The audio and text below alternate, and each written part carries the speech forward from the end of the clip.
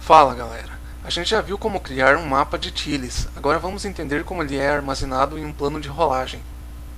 Um plano de rolagem é uma grade subdividida em células do tamanho de um tile.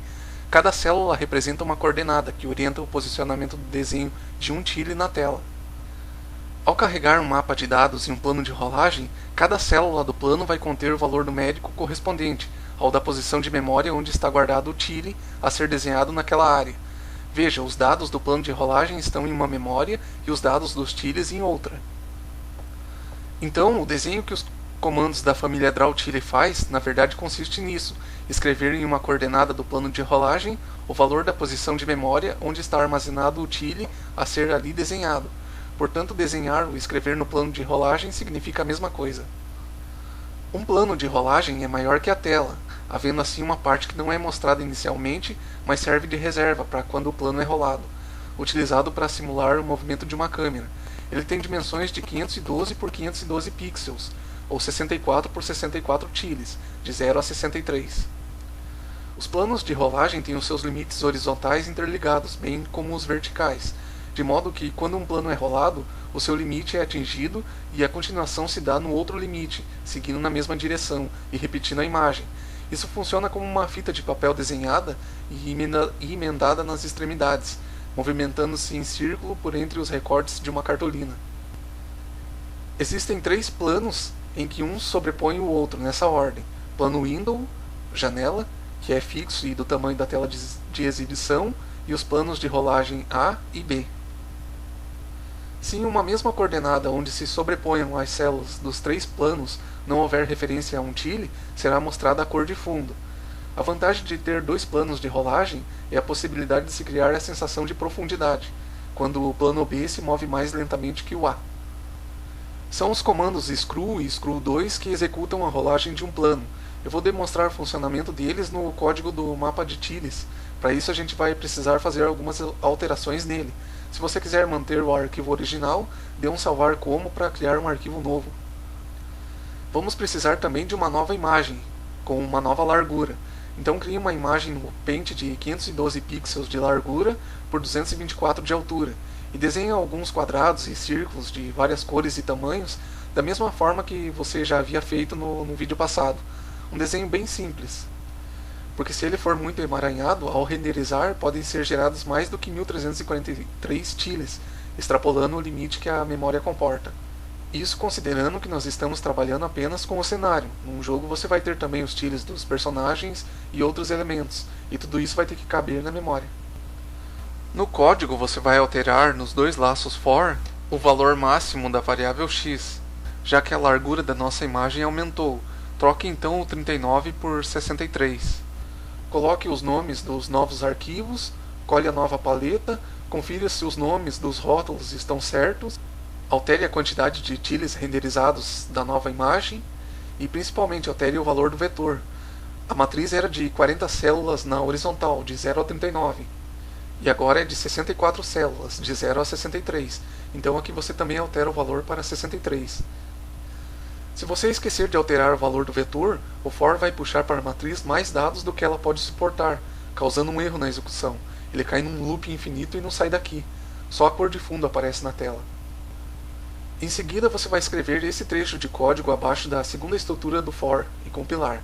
O primeiro parâmetro do screw é a direção de rolagem, nesse caso esquerda, left.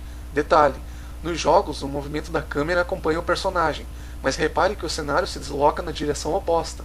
Então no primeiro parâmetro do screw, você define a direção inversa ao do movimento do personagem. O segundo parâmetro é a quantidade em pixels do deslocamento. Então a cada iteração do laço, o plano vai andar 1 pixel para a esquerda. No comando screw2, o valor do segundo parâmetro vai determinar o deslocamento em pixels, mas em relação ao ponto inicial da rolagem, que é a posição onde está o plano ao iniciar a execução, ou seja, a posição inicial do cenário. Então se você usar nesse código o screw2 com o valor 1 no segundo parâmetro, ao passar pelo comando, o plano desloca-se 1 pixel para a esquerda. Na próxima iteração, ao passar novamente pelo comando, a imagem vai ficar parada, porque o parâmetro diz para ele se mover 1 pixel, mas em relação à posição inicial que o plano de rolagem ocupava, o que ele já fez anteriormente.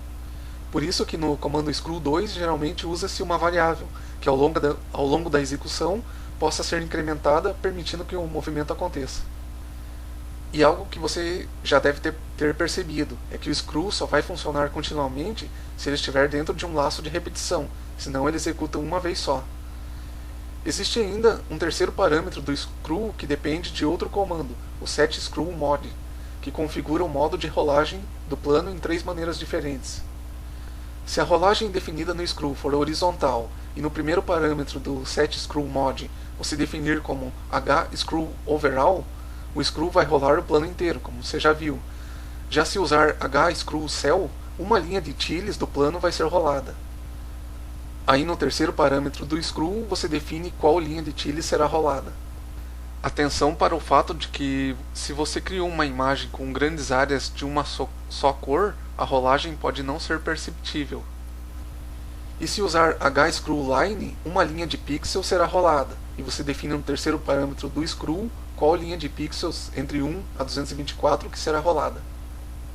Se a rolagem definida no screw for vertical, e no segundo parâmetro do setScrewMod você optar por VScrewOverall, o plano irá rolar por inteiro na vertical.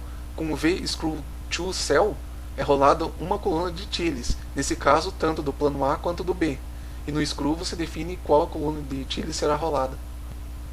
Se os modos de rolagem tanto na horizontal quanto na vertical forem do plano inteiro, não é necessário utilizar o setScrewMod, porque o comando screw por si só já faz a rolagem por inteiro do plano. Agora nós vamos ver um outro código. Você baixa ele da página do outro lado. Aqui na descrição do vídeo eu repeti o link. Role a página até a parte que fala do screw e faça o download do código que está no link acima desta figura. Ali tem outros links que também você pode baixar para dar uma olhada. O código é esse, ele já vem com os gráficos, é só descompactar e compilar. Ele é bem parecido com o código do mapa de tiles, só que aqui são 2 mapas, um no plano A e outro no B. No primeiro mapa são carregados 513 tiles a partir da posição 1. No segundo são 828 tiles carregados a partir da posição 514, ou seja, na sequência dos tiles do primeiro mapa. Veja que os tiles dos 2 mapas vão ocupar quase toda a VRAM, a memória de vídeo, porque 513 mais 828 é igual a 1341 tiles. Mas isso não significa que o seu jogo terá poucos cenários. A ROM do seu jogo tem a capacidade de até 4 MB, e nela você pode armazenar vários cenários que em momentos diferentes você carrega na memória de vídeo. Para definir qual plano a gente quer desenhar o mapa, nós usamos o comando setgfxplane. No único parâmetro você coloca screw, underline e a letra do plano a ser desenhado. Veja que o comando vai aparecer no código sempre antes de cada dupla de estruturas do for. Se eu colocasse junto os dois, um após o outro, o primeiro mapa seria carregado e logo após outro mapa o sobrescreveria no mesmo plano. Então sempre antes de desenhar em um plano diferente do que você havia desenhado, você usa o setgfxplane. Embaixo, dentro do loop, você tem o setScrewPlane, que vai definir qual plano vai ser rolado. Como aqui é sempre o plano B que vai ser rolado, não havia necessidade do comando estar dentro do loop. Podia ter sido colocado antes de entrar no laço. Mas se você quiser os 2 planos rolando, você tem que intercalar os comandos dentro do loop. Define um plano de rolagem, usa o screw. Depois define outro plano de rolagem e usa o screw novamente. Quando o código não define qual plano será desenhado, por padrão o Drawtile desenha no plano A. Então resumindo, setScrewMod configura o modo de rolagem.